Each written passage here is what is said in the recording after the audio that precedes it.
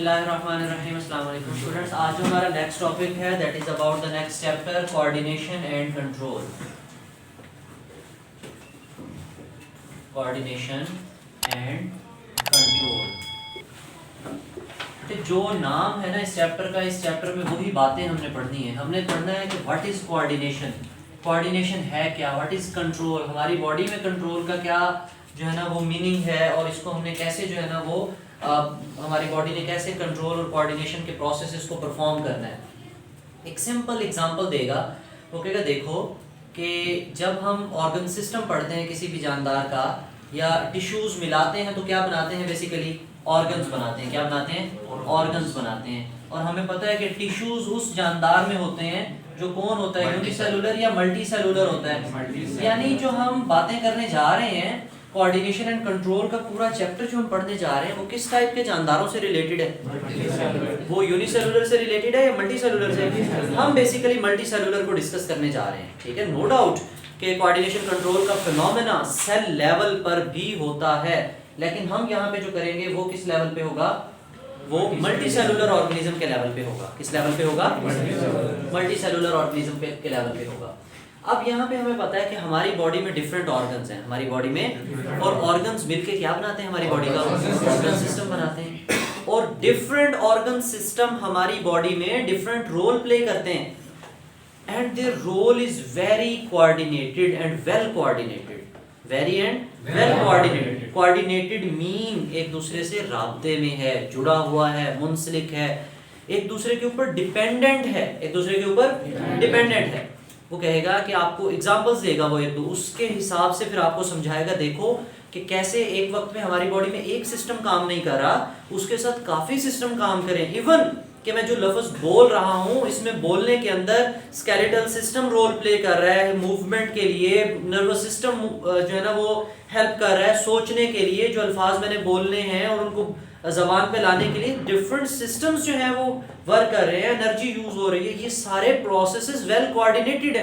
क्या है? वेल। देखो जब हम मुंह से जी बोल रहे होते हैं तो हम उस सेंस में गर्दन हिलाते भी हैं, इसका मतलब कि हम सोच भी रहे हैं और मसल्स के जरिए रिस्पॉन्ड भी कर रहे हैं। तो ये सारे के सारे जो पोर्शंस हैं, जो भी बातें हमारी रोजमर्रा जिंदगी की, ये सारी कोऑर्डिनेटेड मूवमेंट्स हैं। क्या है? कोऑर्डिनेटेड एंड कंट्रोल्ड मूवमेंट्स हैं। कैसी हैं? कंट्रोल्ड मूवमेंट्स हैं। वो आपको एक एग्जांपल देगा, वो कहता है बेसिकली कोऑर्डिनेशन का मतलब ये है, या कोऑर्डिनेशन किस काम आती है हमारी बॉडी में? Coordination enables our body. Enables का मतलब क्या होता है? काबिल बनाना। किस काबिल बनाती है? कि हम रिस्पॉन्ड करें। हम क्या करें? रिस्पॉन्ड करें, हम जवाब दें। किसको जवाब दें? सराउंडिंग एनवायरनमेंट में जो चेंजेस आ रही हैं, या इर्द गिर्द वर्ल्ड में जो चेंजेस आ रही हैं, इर्द गिर्द वर्ल्ड में जो चेंजेस आ रही हैं, उनको हम रिस्पॉन्ड करें। उनको हम क्या करें? उनको हम जवाब दें। उनको हम जवाब दें। जैसे कोई आपको आवाज देते हैं तो आपके कानों में जाती है आवाज, आप सुनते हो। यस, आप, मैं आपसे पूछ रहा हूँ कि आपके कानों में आवाज आती है, आप यस कह के बोल रहे हो, इसका मतलब जिसके कान में आवाज आ रही है उसकी गर्दन हिल रही है, यस मुंह से आवाज भी आ रही है। जो नहीं बैठा यहाँ पे, जिसके कान में आवाज नहीं आ रही तो नहीं जा रही, हम कुछ नहीं कर सकते उसका। ठीक है, तो देखें जब भी आपको कोई स्टिमुलस मिलता है, कोई भी बाहर से चेंज मिलती है आपके एनवायरनमेंट से, तो वो चेंज आपकी बॉडी में कोई ना कोई चेंज लाती है। वो चेंज आपकी बॉडी में कोई ना कोई चेंज लाती है। ठीक है, तो उसको आप रिस्पॉन्ड करते हो, उसको आप जवाब करते हो। मैं आपसे क्वेश्चन पूछता हूँ, आप जवाब देते हो। ठीक है, तो इसका मतलब आप अलाइव हो, जिंदा हो, आपकी बॉडी में वेल कोऑर्डिनेटेड मूवमेंट्स हैं, कोऑर्डिनेशन है आपकी बॉडी में, कंट्रोल भी है। वो एग्जांपल देगा, वो कहेगा कि एक प्लेयर की एग्जांपल लेते हैं हम।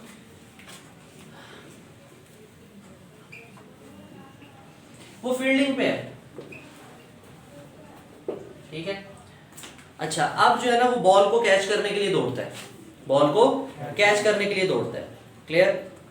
अब उसने पहले बॉल को आते हुए देखा, अब उसने अपना दिमाग इस्तेमाल किया। उसने देखा अच्छा ये बॉल इतनी हाइट पे है, अच्छा ये फलां जगह गिरेगी, ये, या वो पहले देखता रहता है जब गिरेगी फिर भागूंगा? नहीं, वो एक तरफ वो दौड़ रहा है, एक तरफ वो दौड़ने में उसको जिन उठा के लेके जा रहे हैं। नहीं, उसकी बॉडी के सिस्टम काम कर रहे हैं, उसका मस्कुलर सिस्टम काम कर रहा है, उसका स्केलेटल सिस्टम काम कर रहा है। कितने सिस्टम जोड़ दिए हमने? कौन सा? अच्छा, अब वो अन्य दौड़ पड़े? नहीं, इधर उसका क्या चल रहा है, ब्रेन, यानी नर्वस सिस्टम भी काम कर रहा है। क्या काम कर रहा है, सोच रहे आंखें बंद करके दौड़ता जा रहा है, बाउंड्री से बाहर निकल गया, नहीं, बॉल को देख रहा है, उधर दिमाग में चल रहा है, अंदाजा लग रहा है किधर गिरनी है ये, इधर वो दौड़ रहा है, ठीक है। अच्छा, जैसे ही वो बॉल के करीब पहुंचता है, आपने देखा होगा अक्सर कि चलो स्लो हो जाता है या जैसे भी है, अब उसने कैच के लिए मूड बना लिया, ठीक है। अब उसने बेचारे ने बॉल यहाँ गिरी वो यूं करके खड़ा हो जाए, ऐसे, हाँ, या बॉल वहां गिरी वो यूं करके खड़ा हो जाए। क्या मतलब, उसके जो मसल्स हैं वेल कंट्रोल्ड, उसका ब्रेन कंट्रोल कर रहा है, हाउ मच फ्लेक्शन, कितनी फ्लेक्शन चाहिए, कितना बेंड करना है इस जॉइंट को, कहां तक रखना है, कितनी देर रखना है, फिर अगर कैच कर लिया तो फिर सारी उम्र ऐसे ही करके खड़ा रहेगा वो वहां पे, नहीं।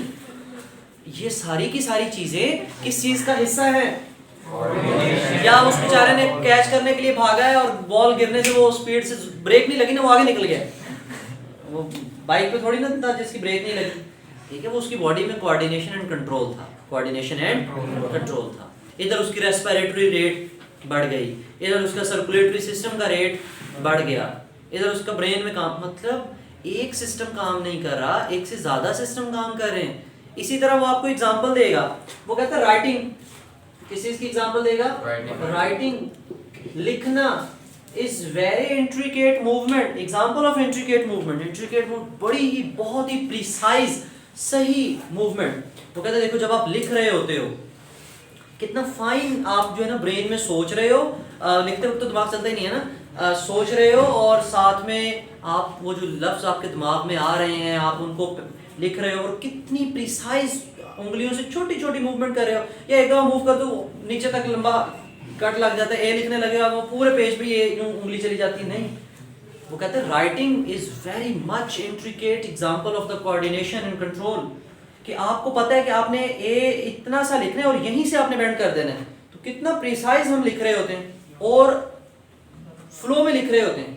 ऐसा ही है ना, जब हम कहते हैं पेपर खत्म होने में 5 मिनट रह गए हैं, तो पहले तो 1 घंटे में 2 सवाल, अब 5 मिनट में 3 सवाल, ठीक है। तो कहते हैं एग्जांपल है आपके पास इंट्रिकेट मूवमेंट की, अक्सर एमसीक्यूज पूछ लिया जाता है, तो क्या है एग्जांपल, इंट्रिकेट राइटिंग। इसी तरह उसने किसकी एग्जांपल दी, एक प्लेयर की एग्जांपल दी। अब वो कहता है कि क्या इस काम में, उस बॉल को कैच करने में, क्या उस इंसान का सिर्फ एक सिस्टम काम नहीं, उसके साथ बहुत से सिस्टम्स ने काम किया है, और जितने भी सिस्टम्स ने काम किया उन्होंने इंडिविजुअली काम किया या मिलके काम किया, मिलना ही तो क्या है, कोऑर्डिनेशन। अच्छा, फिर अगली बात ये है कि muscular system, skeletal system, nervous system और जितने भी हमारी बॉडी के दूसरे ऑर्गन सिस्टम है, उनके दरमियान में कौन सी ऐसी चीजें जो बताएगी कि मस्कुलर सिस्टम ज्यादा वर्क कर रहा है, तो वो सर्कुलेटरी सिस्टम को बताएगा भाई इसको जरा जो है ना वो आप फूड की सप्लाई बढ़ा दो, इसकी ऑक्सीजन की सप्लाई बढ़ा दो, ऑक्सीजन सप्लाई बढ़ानी है तो कौन से सिस्टम को कॉल की जाए, लिहाजा हम रेस्पिरेटरी सिस्टम को फोन करते हैं कि भाई क्या कर रहे हो, जल्दी जल्दी मूवमेंट करो, सांस लेके आओ, ऑक्सीजन लाओ, इस बंदे को ऑक्सीजन की जरूरत है। इसका मतलब ये है कि कोई ना कोई ऐसी चीज तो है जो हमारे एक सिस्टम को दूसरे सिस्टम के साथ जोड़ रही है, एक सिस्टम को दूसरे सिस्टम के साथ जोड़ रही है, कम्युनिकेट करवा रही है।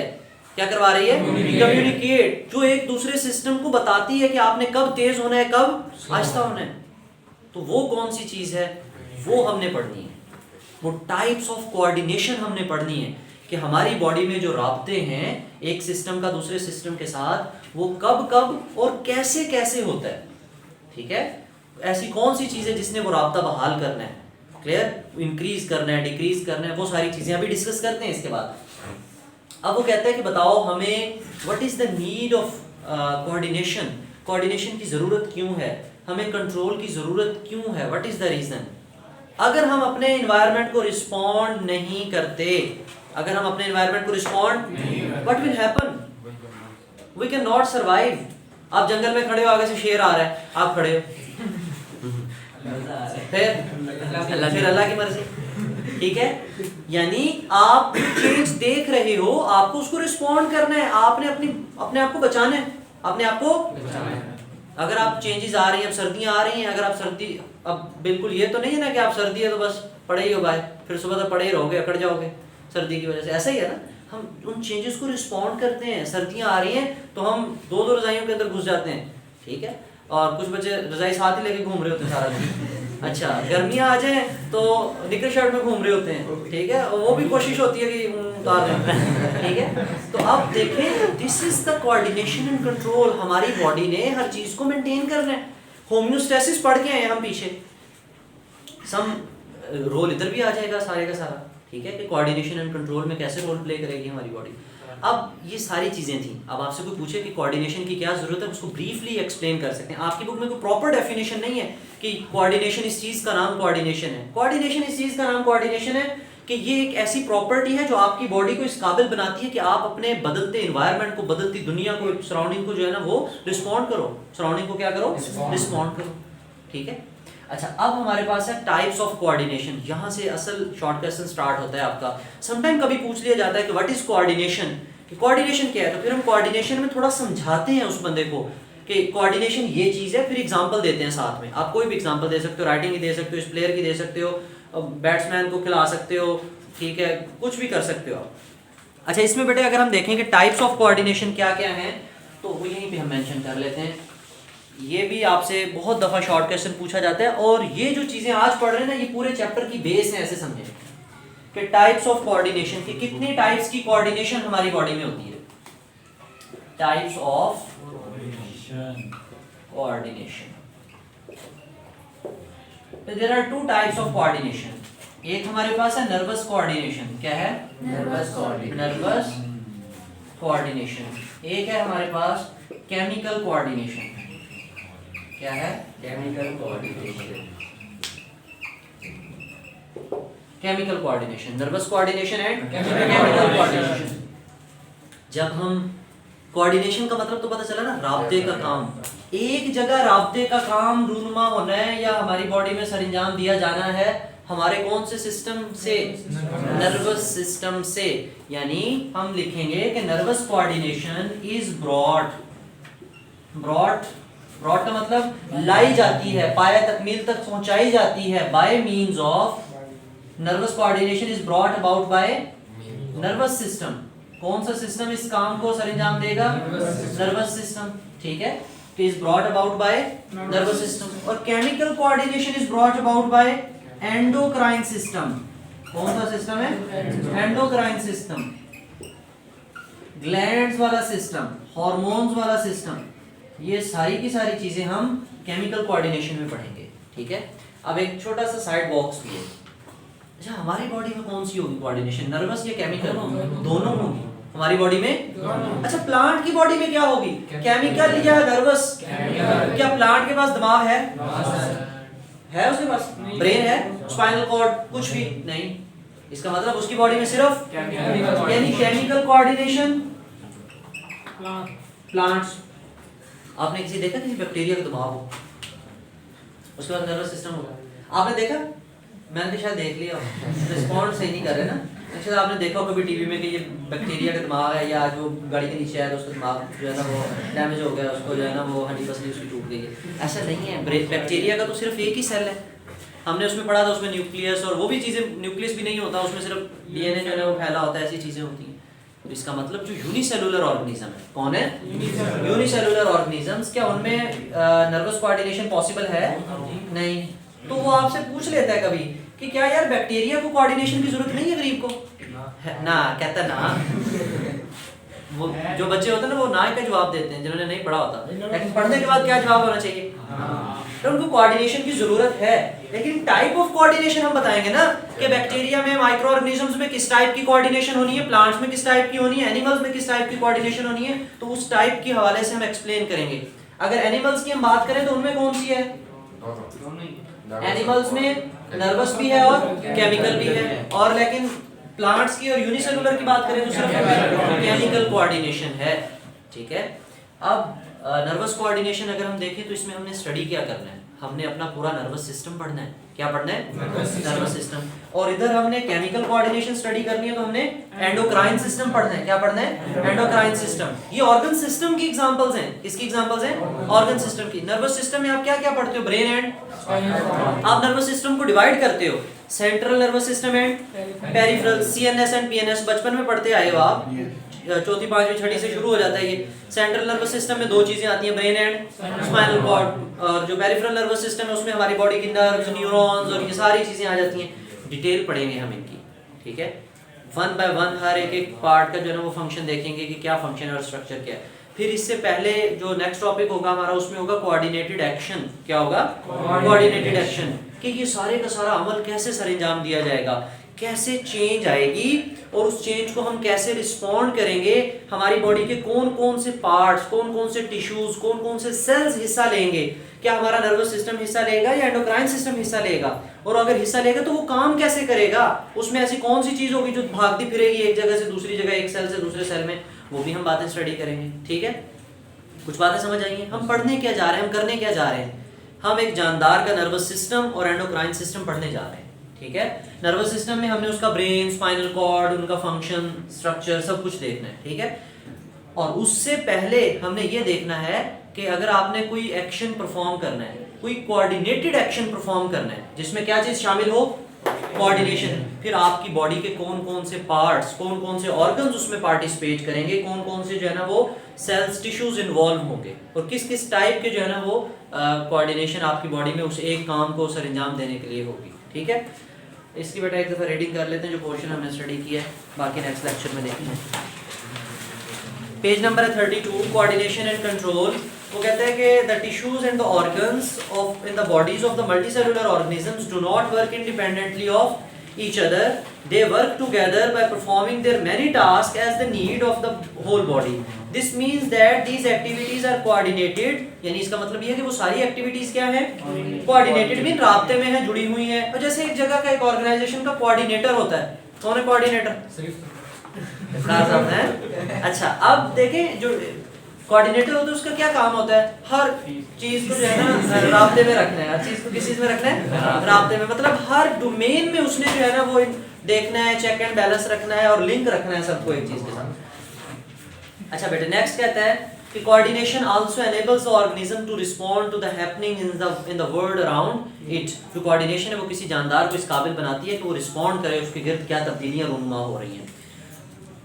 One familiar example of the coordination is the way in which the muscles work together during the movement. When a player runs to catch a ball, he uses hundreds of the muscles to move his arms, legs and back. His nervous system uses information from his sense organs. देख भी रहा है, सुन भी रहा है बाकियों की बातें कि तूने कैच करना है, भाग भाग जल्दी पहुंच, ये वो सब सुन रहा है वो क्राउड की, and coordinates these muscles. Due to this coordination, the muscles contract and correct sequence. Muscles contract होते हैं और इन द करेक्ट सीक्वेंस, ये नहीं है कि यहाँ तक कॉन्ट्रैक्ट हो जाए।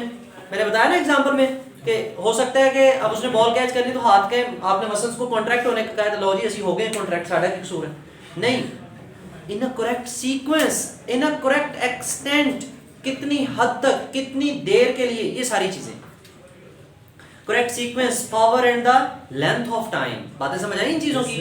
पावर कितनी शिद्दत से, ये नहीं कि बॉल इतनी जोर से पकड़ लिया कि बेचारी का चुंबर निकल गया या आप छूटी नहीं रही, उंगलियां इकट्ठी हो गई। पावर, लेंथ ऑफ टाइम, कितनी देर, एक्सटेंट कितना, सारी चीजें। But that is not all. कहता है सिर्फ इतनी सी बात नहीं थी, आप कहो कि कोऑर्डिनेशन हो गई, भाई बहुत कुछ हुआ है। Such activities involve many other kinds of coordination. For example breathing and heart rate also increase हो गई, ब्लड प्रेशर एडजस्ट हो गया, extra heart heat is remove fast from the body, sweating, पसीना आने लग गया, सारी चीजें। How does it happen? ये सारा कुछ कैसे होता है? By means of coordination. Life activities are controlled and coordinated. Body works as a one unit, body works as a one unit, चौक नहीं लिख देना आगे, ठीक है? Body works as a one unit, हमारी बॉडी एक सिस्टम, एक यूनिट बन के काम करती है, ठीक है? in which its different organs and systems cooperate and work in harmony. harmony किसे कहते हैं? मिलजुल के। harmony किसे कहते हैं? मिलजुल के काम करते हैं with each other, एक दूसरे के साथ। types of coordination. There are two types of coordination in the organism. Nervous coordination is brought about by chemical coordination brought about by sidewalks. Coordination also takes place in unicellular.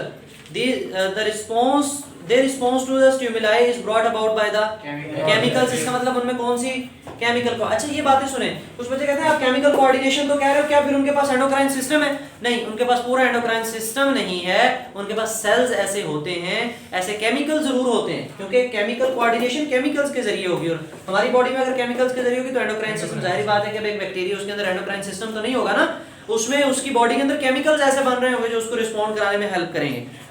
Animals have both nervous and chemical coordination in their bodies, while the plants and other organisms have only chemical coordination in their body. Clear? तो इस whole topic में कोई question हो तो आप comment section में पूछ सकते हो। Thank you, Allah Hafiz.